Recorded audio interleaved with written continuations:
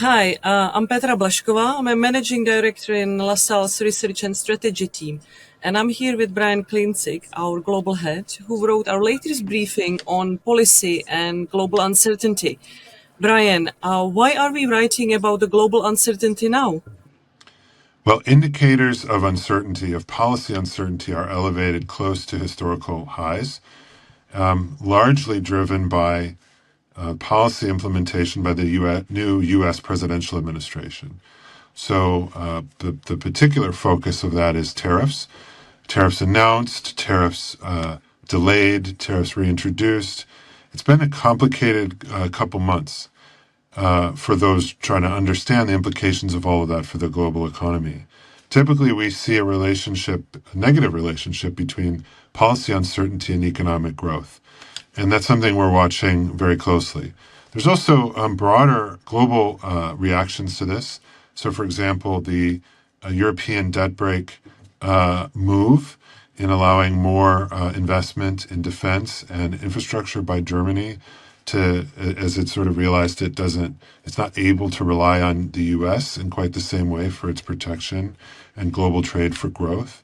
So there's been big shifts since the beginning of the year, and these continue. And we highlight data that shows all of that in our LaSalle Macro Quarterly, which is also released today. But are you suggesting that the market narrative really changed in the last few weeks on the global economic scale? What do you think would be the impact on real estate, given LaSalle is a real estate house, obviously?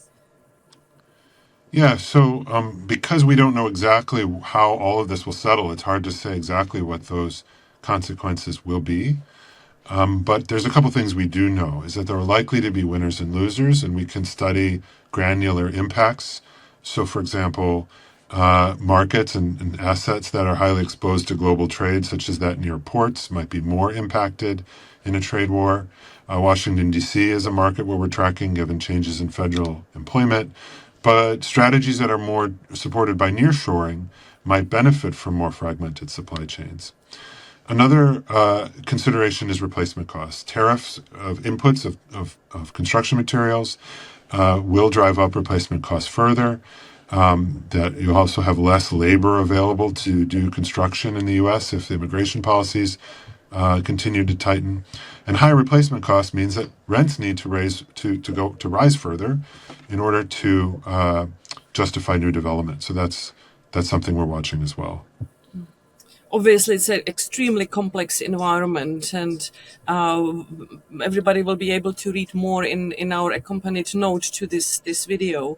But you called the piece, Brian, you called it quite unusually, working backwards, dealing with unprecedented policy uncertainty.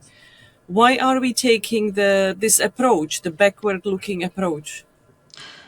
Well, normally, the way that we incorporate news is we say, okay, what's happening? What does it mean for real estate, and what are we going to do about it? But we don't really know exactly where all of this will settle in terms of what's happening. So it's hard to do what's the impact. So if you start from the looking backwards, not backwards in time, but backwards in that process, and say, what are the things that we can do that are good things to do, things we should do, regardless of what happens, regardless of those other two steps. And our big recommendations for that revolve around diversification. So with the big market narrative shift from the U.S. leading and Europe lagging to one where that gap is much narrower, just unfolded over the last 3 months. You can see it in the equities markets. Reinforces the case for global diversification. If we have a more fragmented world, different markets are probably going to perform more differently than they did in the past. So potentially more benefit from global diversification. Another type of diversification that we recommend is within the capital stack. When there are times of uncertainty is the time that debt allocations deliver consistency when equity allocations may not. So the role of debt in the portfolio is particularly important at times when there's uncertainty. And then finally, I would just say this environment doesn't throw out the window what we said in our ISA Outlook 2025, which was the observation of the dawn of a new real estate cycle. So a lot of the positives that we see about resetting pricing, resetting investor activity is not dependent on exactly what policy announcements come out of the government, the U.S. What I hear Brian is saying is, as the advice, don't overreact, and that the new dawn is still happening in that new real estate cycle. But everybody can read more about it in the full note on our insight page of the lasalle.com. So see you there.